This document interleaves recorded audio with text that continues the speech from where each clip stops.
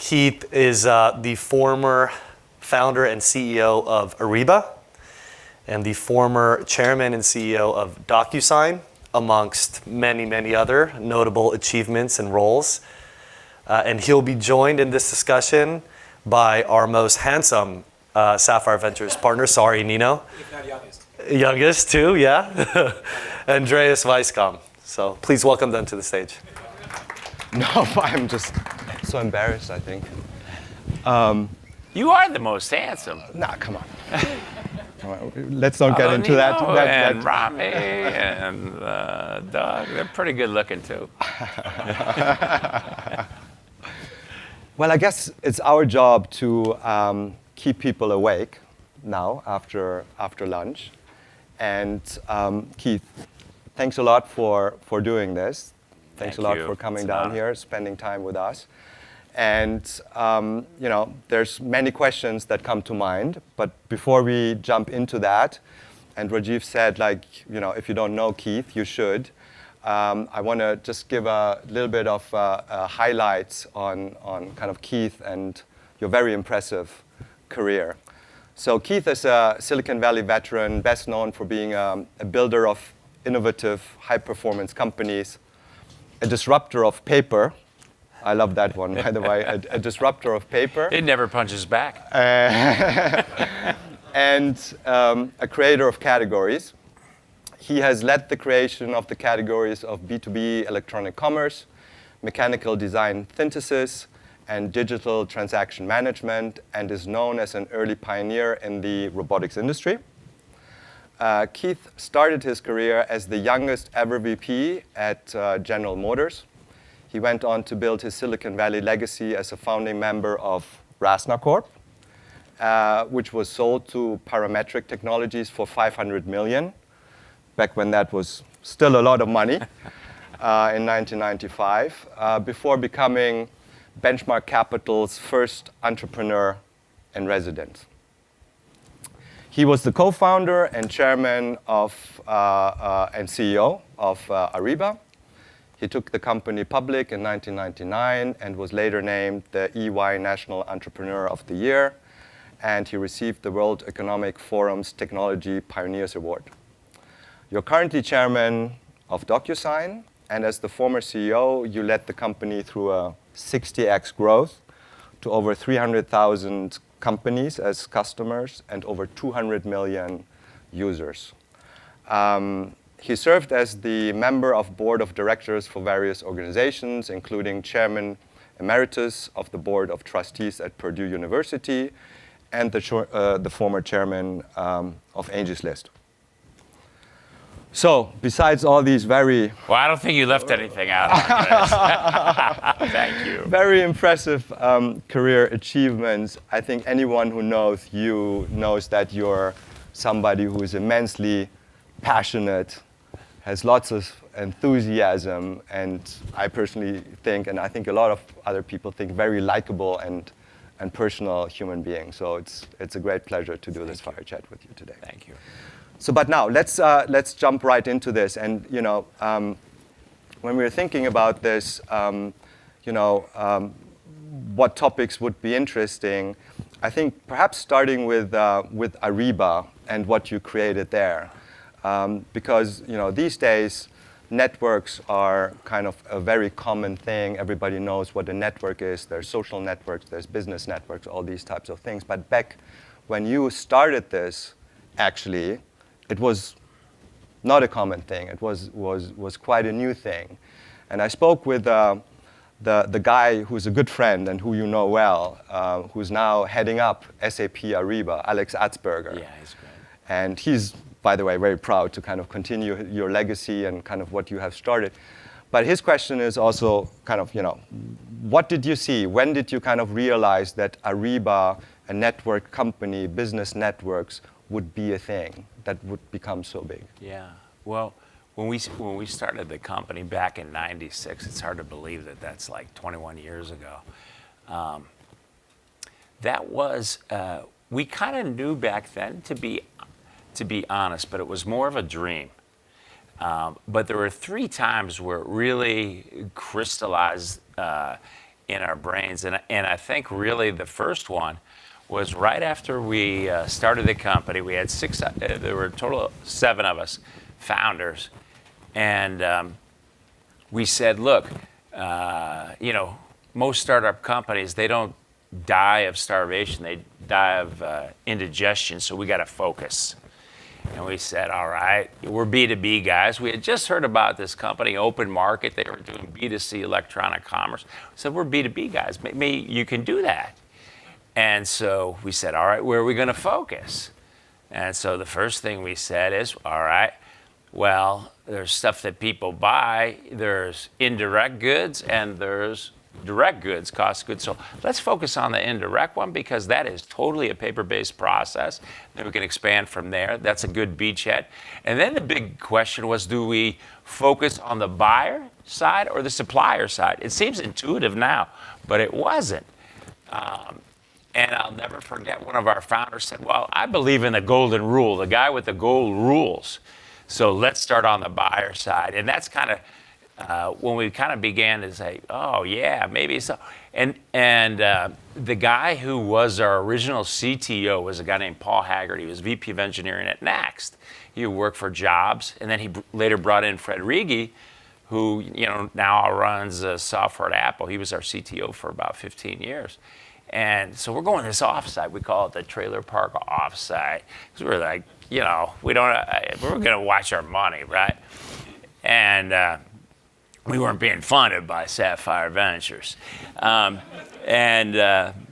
I go, hey, Paul, can you build a prototype? He goes, no, I'm not going to build a prototype until we talk to a bunch of customers. I go, how many? He goes, well, there's 70 of us. There's 7 of us. Let's talk to 70 customers. And like a diagonal slice of it, CEO, CFO, CPO, yeah, all those individual contributors. And I'm like, well, what questions should we ask him? He goes, well, that's your department. I go, okay, well, let's just ask him too. I've just been to the doctor. Let's make like we're a doctor. We'll go in and we'll ask him, how are you doing it now? And they would go, oh my God, it's a paper-based process. It takes forever. It's just a mess. You got to walk the stuff around, blah, blah, blah. Okay, got it. You got to make them feel sick before you get the order. And then the second question is, what would be ideal? Oh my gosh. It would be totally automated to have a walk-up user interface. You could parametrically change the business rules, be integrated with the financials. And, there's this new thing called the internet. Maybe you could hook up the suppliers to the internet. And we kind of knew, all right, this might be something. And then we took 12 of those folks and we had our first advisory council meeting. And we had them all present the ideal product. And we had all the employees in the room. It was probably 10 at that time. And they presented, and we said, you guys get together and present one solution. And that was our original spec. And then we continued to bring that advisory council together every quarter, and we basically doubled the size. So went from 12 to 25 to 50 to 100, 200, 400. Now start calling user group, 800, 1,600. 3,000. Next thing you know, we have 10,000 people down in Miami and Anderson Consulting at the time. They're bringing in white tigers. I mean, and that business was going. That was going good. So now we're about 2 years into it, and we've been cash flow positive for the second quarter since the second quarter of existence, and we're ready to go public. And Paul Tao, who was also one of the original founders, he goes, Krach, when are we going to build the network? I go, man, we're doing like $15, $20 million deals. We can't spare any resources, And he goes, just give me one guy. Draft pick of my choice. I go, okay, fine. So he goes, all right, how about Boris Botanik, who was another founder? He's a brilliant guy. He was our chief engineer. And those two guys went off and created the Reba Network.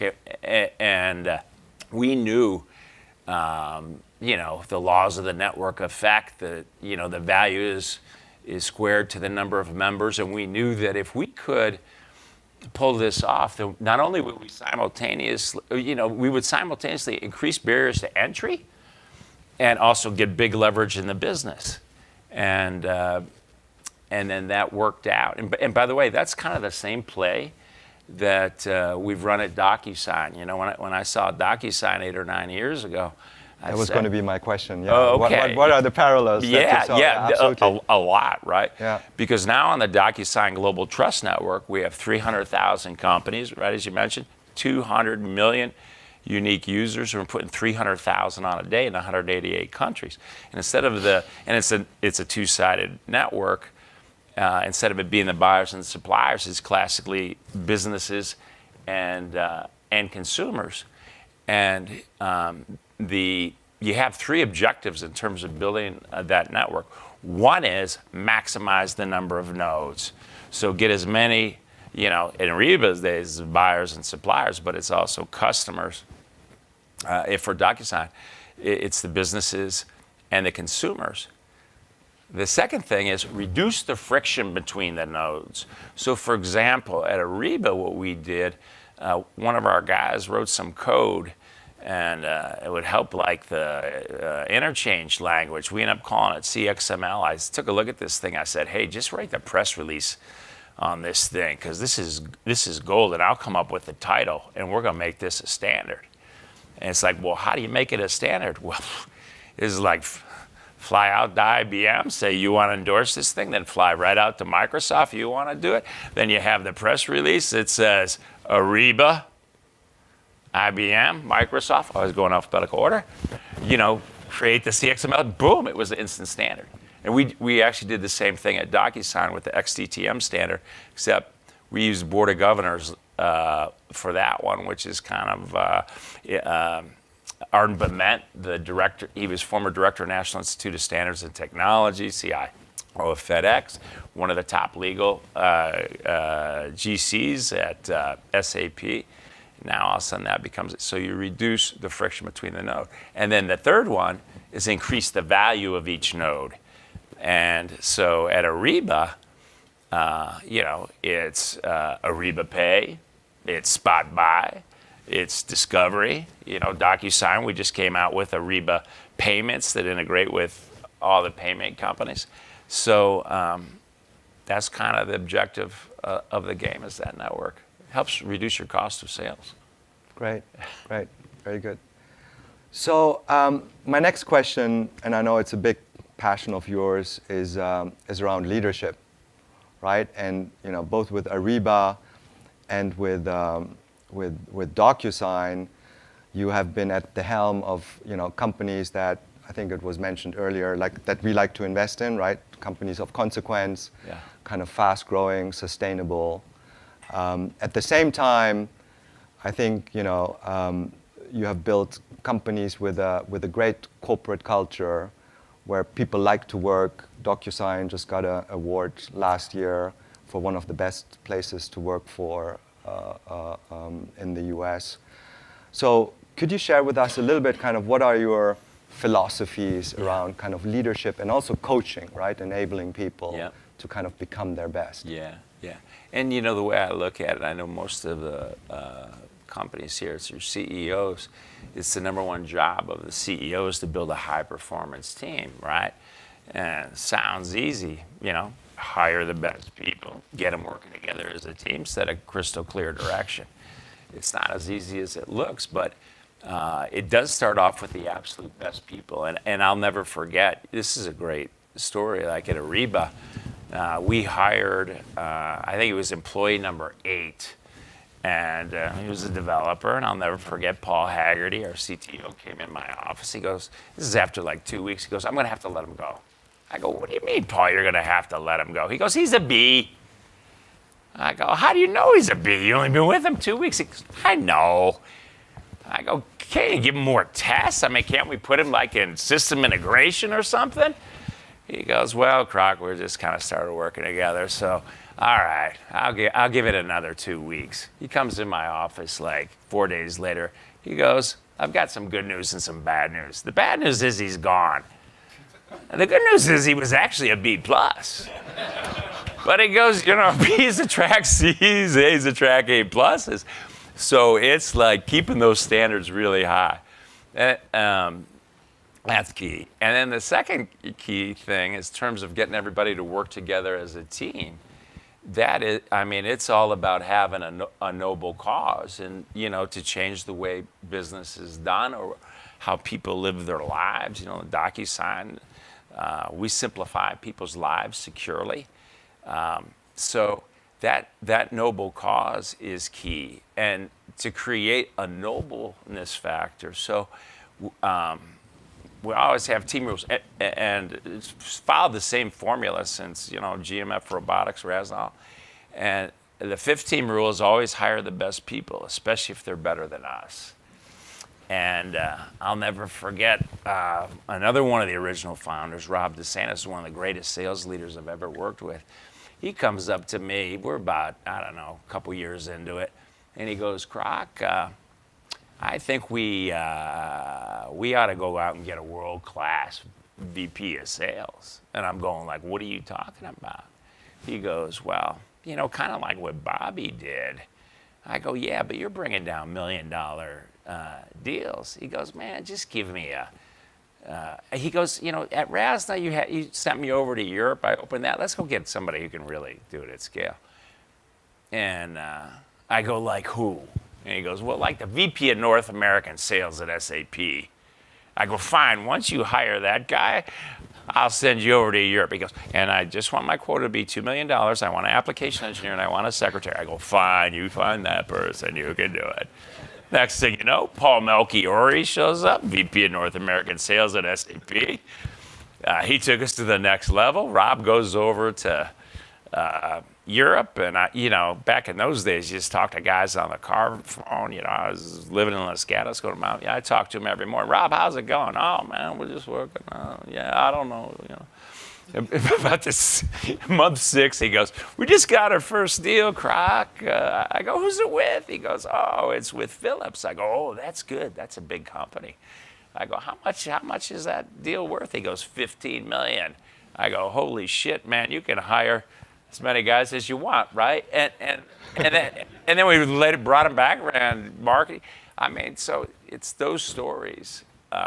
And that culture be noble. And then the third one is a crystal clear direction, and the way that manifests itself, and what we've done at all the companies, is what we affectionately call the playbook.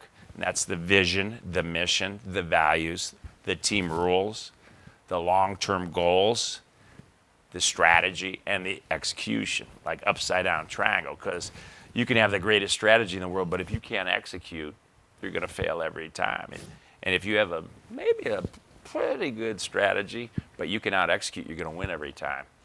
And those sets of values get manifested in those team rules, and those stories and things that happen really reinforce those team rules and those values. Another example, one of my favorite, along those lines of making it noble. So here's another founder. This is Bobby Lint, our original VP of marketing.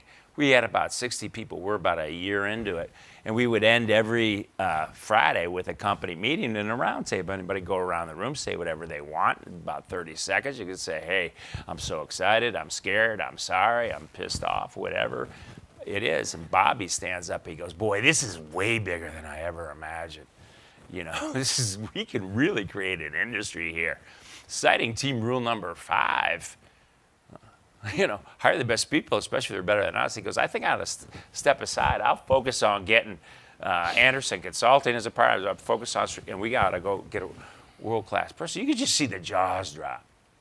And then there was this 23-year-old developer next to him. I'll never forget, Guy Haskins. And he just looked, after Bobby said that, he just goes, Bobby, I just came from a startup company that's going to go bankrupt any day. If somebody would have had the courage to say, what you just said, we could have taken that thing to the moon. And that's when that nobility begins to kick in. And you get 2 data points, and it's a pattern. So I think it's, and that's what's great about Silicon Valley, is it's not about the size of your slice of your pizza or your piece of pie or how many people you have working for you. It's how big can you make this thing. Right. Yeah. So it's all for one for all. It's the opposite of Hollywood. Yeah.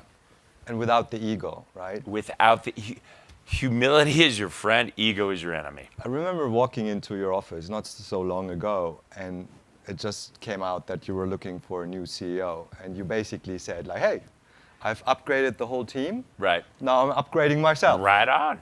Right. Keep So it going. I You got to think- model the way. Yeah, yeah, that's incredible. That's incredible. Great. Moving on to the next topic, I think where you guys also have done, something really unique. In addition to having name brand investors like Kleiner, Excel, and Sapphire, you have also kind of brought on board a lot of corporate investors from Right. kind of the high-tech industry, Right. and also combined that with kind of building an ecosystem Right. and leveraging that Right. for DocuSign, Right. for go-to-market, Right. right? Which is quite unique and has worked really well, Right. also going international. Right. Can you talk a little bit about kind of the thinking and philosophy Yeah. about that and how it worked out? Yeah. So, you learn a little bit along the way, because at Reba we had like FedEx and Visa invest in us, and so like at DocuSign it was like, boy, this is you create a category, which is not an easy thing to do. The first step is to name it, because if you name it, you're the only one there. Then you get to be the category king, right? But you need some credibility. So in terms of rewriting the playbook, in terms of utilizing our equity financing strategy with our business development and partner strategy, that's really helped turbocharge the network. So you think of the investors, and Sapphire is the best of both worlds, because it's just a great VC firm, guys who've done it and been operators before, but also kind of part of SAP. And so, we have Microsoft, Google, SAP, Salesforce, Visa, FedEx, Comcast, National Association of Realtors, Intel, Dell, NTT, Mitsui, Samsung, Country of Singapore, Telstra, Deutsche Telekom.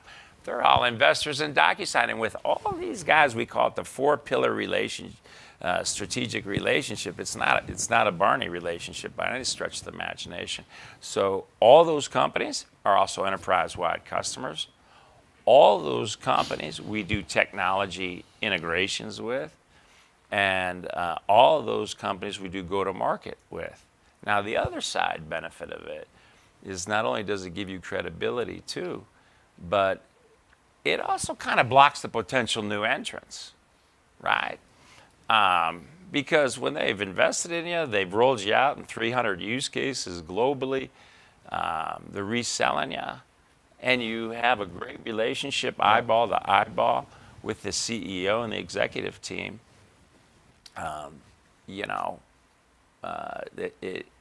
Because that's usually your biggest fear. I mean, my biggest fear is always the guys coming up from bottom, but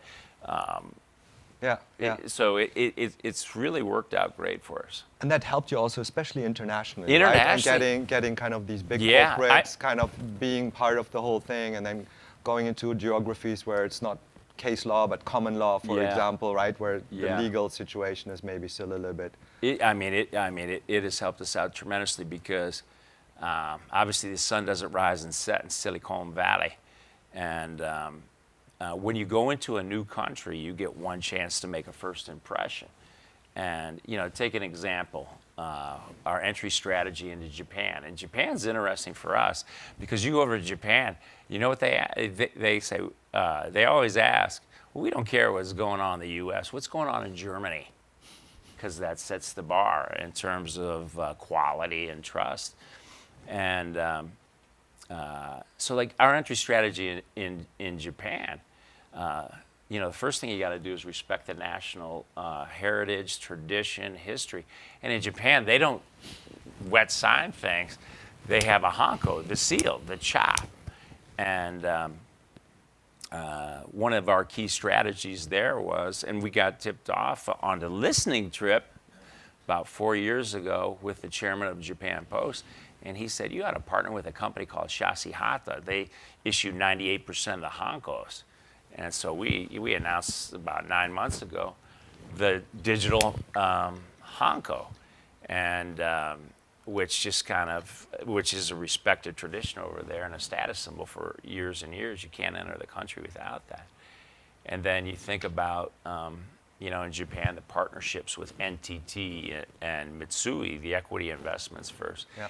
And then also leveraging global partners like SAP, right? You have such great presence. I had so much fun there. I was there a couple of months ago with Rob Insland at Reba Live, reliving a few moments from the old days.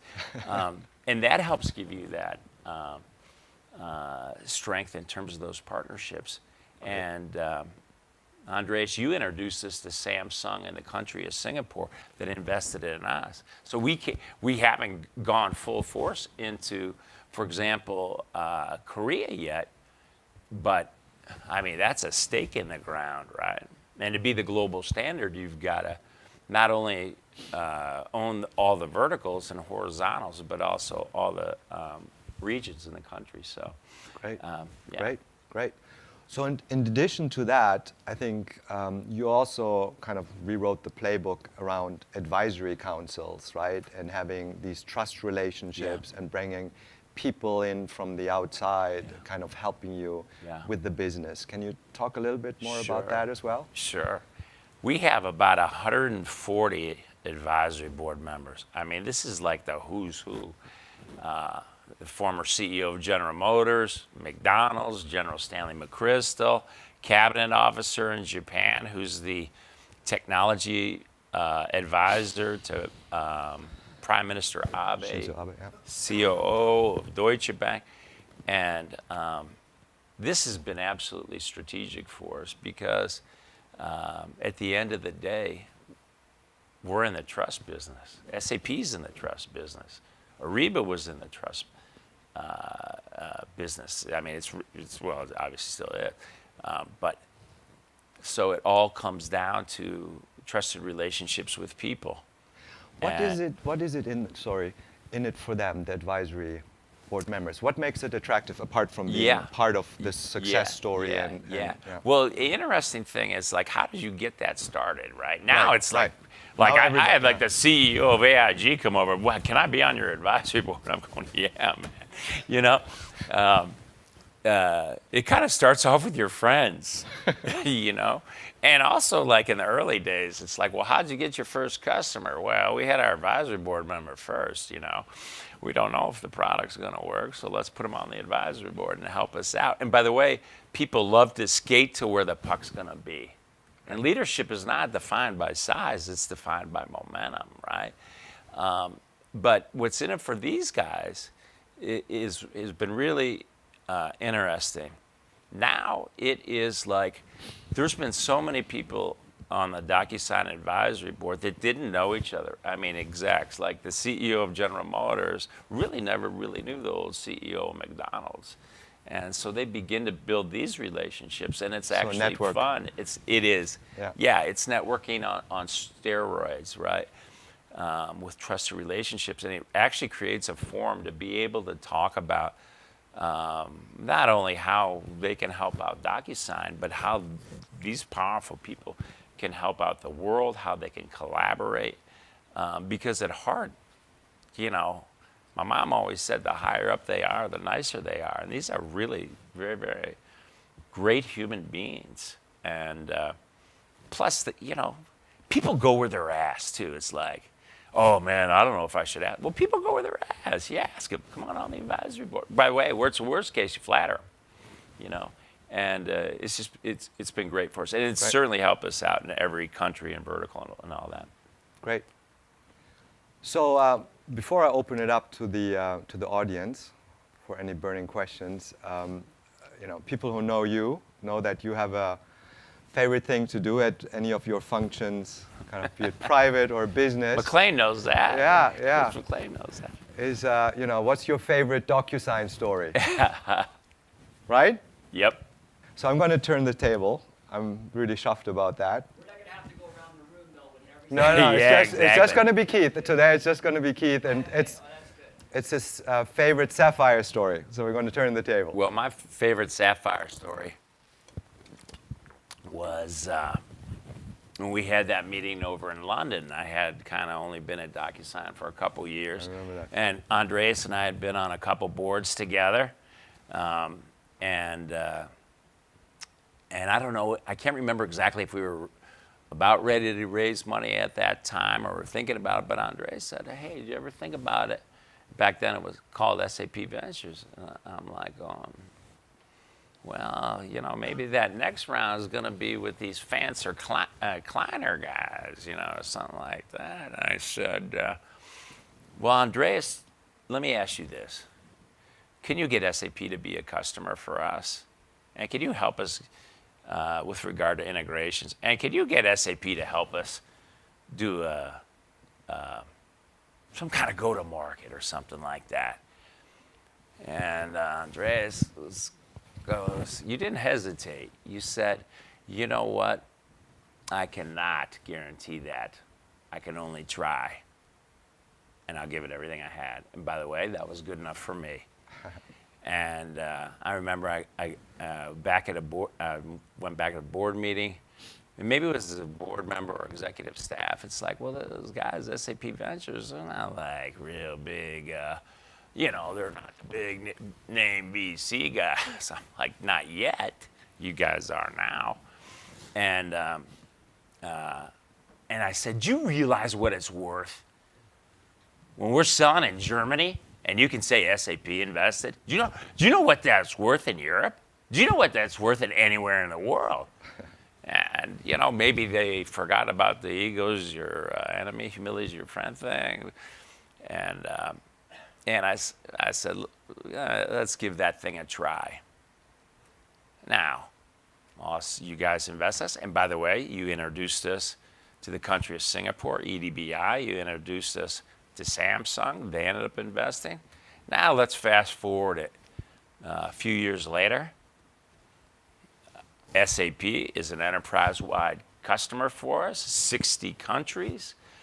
We're also a customer of SAP. And by the way, Luca, the CFO, was the sponsor for us, rolling it out internally. We've integrated with Ariba, SuccessFactors, I mean, all the major applications. And in terms of go-to-market, SAP resells us. And they just knocked down a $10 million deal with Cisco, an $8 million deal at BASF because I met the president out at Bill McDermott's Sapphire conference. I mean, so you think about that.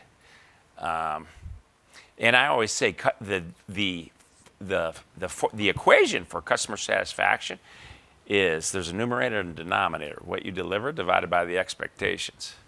You set pretty low expectations. I mean, you talk about under-promising and over-deliver. That is, I mean, that's beyond belief. So you set the role model. And then just one last thing. This is a drop the mic thing. And then I'm over there at a couple months ago at Reba Live. I'm sitting next to Rob Insland, and I have my 25-year-old son, who's like the chief of staff for my chief of staff hero over here. Unpaid, of course, by DocuSign because we have a nepotism rule.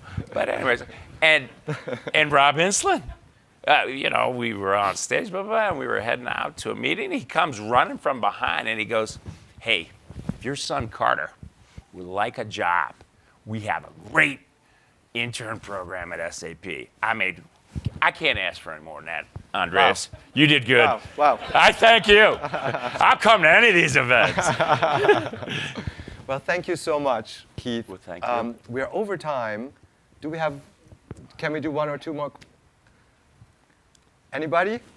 A question? I think on the list of things that you've got to be good at to be great at your job, what do you still struggle with? What's the one or two things that just you know that you value to this day? Yeah, by the way, I'm actually a little hard of hearing. Repeat that. What is it that you still struggle with all the experience, with all that you have seen? What are like one or two things where you are aware of that? Hey, I might still have challenging. By the way, first of all, there's a ton of them, but as you get more battle scars, you actually see a lot more of your blind spots. You know, I think one of them is.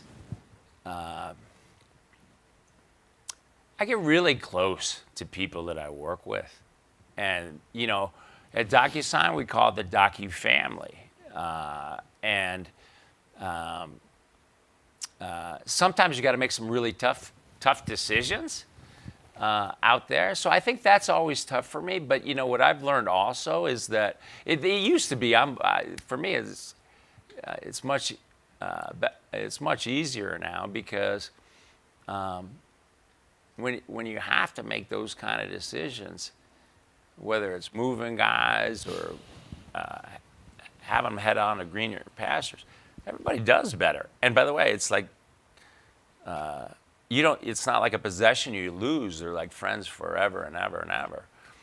So I have a little soft spot for me, man. I cry at Campbell Soup commercials.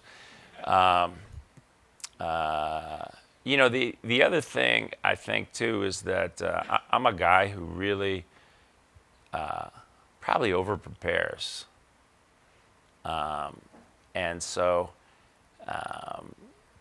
the time thing's always a tough thing. I think the balance in life with family, I have 5 kids, I have a great wife. Where's Meta? She's here somewhere. That's my wife, Meta, over there. We call her the amazing Meta, first lady of DocuSign. I mean, she was the first lady of producing Mackay, DocuSign. Now it's my time to serve her. I think that's a struggle. And you know what's funny is Meta and I were down at our President's Club down in Mexico, and you know we have the guy who runs sales. He takes what we call the others. You know, everybody needs that tax meeting where they do nothing but drink Mai Tais. I take all the significants. Those are all the significant others, the spouses. And I'll do a flip chart thing and open up for Q&A, and I'll never forget one of our sales guys down in Atlanta, his wife asked the question, hey, how do you do the balance in life? And I go, well, you know, Meta and I, we plan out that we take a 1-week vacation every quarter, and you guys should do that. You got to recharge the batteries. I've learned that, man. I've burnt myself out before. It's the only time Meta ever interrupted me. She just stood right up. She goes, well, what Keith didn't say was those plans don't really come to fruition, you know? Yes, we did plan it. Okay, Keith, that's true. You didn't lie. And by the way, she summed it up really well. Your life goes in cycles. So it's not like necessarily daily balance or even quarterly balance or even yearly balance. You know, for me, it's almost in cycles of 7 or 8 years. But the balance thing is always, you know, it's always a tough one. And that's why I always say that, you know, what all you guys are doing is a team sport. And if you can bring the family, your friends into it, it's just kind of, it really helps along the way. And it's really a key lubricant, at least for me, for living life. Wonderful. I think this is a good closure for the session. Thank you, everyone. Well, and thank you, Andreas, for doing everything. And Nino and Rami and Mark, all you guys have been a great team. I'll tell you, DocuSign will forever, ever be in your debt. And you guys need anything, what time and where, how much, I don't care. Thank you, Keith. Thank you. Thank you very much. Thank you.